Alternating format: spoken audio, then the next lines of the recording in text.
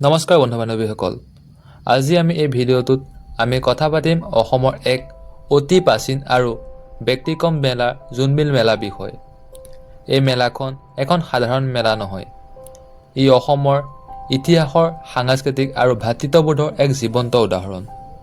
অসমৰ এটা অতি আকৰ্ষণীয় উৎসৱ হ'ল জোনবিল মেলা। জোনবিল মেলা প্ৰতি বছৰে অসমৰ মৰিগাঁও জিলাৰ জাগিৰোডৰ ওচৰত থকা জোনবিল অঞ্চলত অনুষ্ঠিত হয়। এই মেলাখন সাধাৰণতে মাঘ বিহুৰ পিছত আৰম্ভ হয়। জোনবিল মেলা অসমৰ একমাত্ৰ মেলা য'ত আজিও বিনিময় ব্যৱস্থা চলি আছে। জোনবিল মেলা আৰম্ভণি কোনে কেতিয়া কৰিছিল তাৰ সঠিক তথ্য পোৱা নাযায় যদিও তাহানি গোভা ৰাজ্য প্ৰতিষ্ঠাৰ দিনৰে পৰা এই মেলা আৰম্ভণি হোৱা বুলি ইতিহাসবিদসকলে মত পোষণ কৰে। ইতিহাসবিদসকলৰ মতে জোনবিল মেলা ইতিহাস প্ৰায় 600-700 বছৰতকৈও অধিক পুৰণি।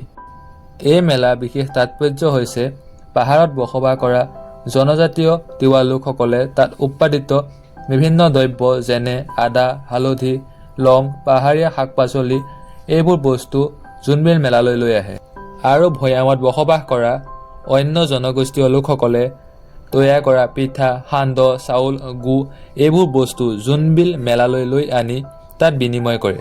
ইয়াত জাতি, ধৰ্মৰ, ভাষা নিৰ্বিশেষে সকলো দ্ৰব্য বিনিময় কৰে।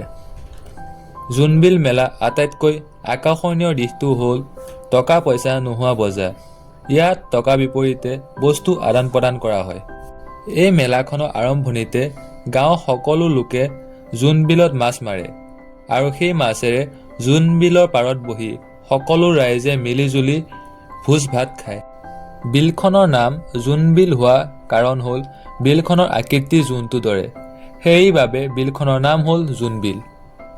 এই মেলাত বিভিন্ন নৃত্য, গীত, খেলা ধূলা এইবোৰ হোৱাৰ বিপৰীতে এই মেলাত কুকুৰা যুঁজ হোৱা দেখা পোৱা যায়। এই মেলাত জনজাতীয় সাজ পোছাক প্ৰদৰ্শন কৰা হয়। এই মেলাত প্ৰতি বছৰে বহুত মানুহ হোৱা দেখিবলৈ পোৱা যায়। বহুত দূৰ দূৰণিৰ পৰাও মানুহ আহি এই মেলাত ভিৰ কৰা দেখিবলৈ পোৱা যায়। শেষত ক'ব পাৰি যে জোনবিল মেলা কেৱল এখন মেলা নহয়, ই অসমৰ ইতিহাসৰ এক অমূল সম্পদ। এই পৰম্পৰা সংৰক্ষণ কৰি ৰখাটো আমাৰ সকলোৰে দায়িত্ব। যদিহে ভিডিঅ'টো চাই ভাল পালে তেন্তে ভিডিঅ'টো লাইক, কমেণ্ট, শ্বেয়াৰ আৰু চেনেলটো ছাবস্ক্ৰাইব কৰিবলৈ নাপাহৰিব। ধন্যবাদ।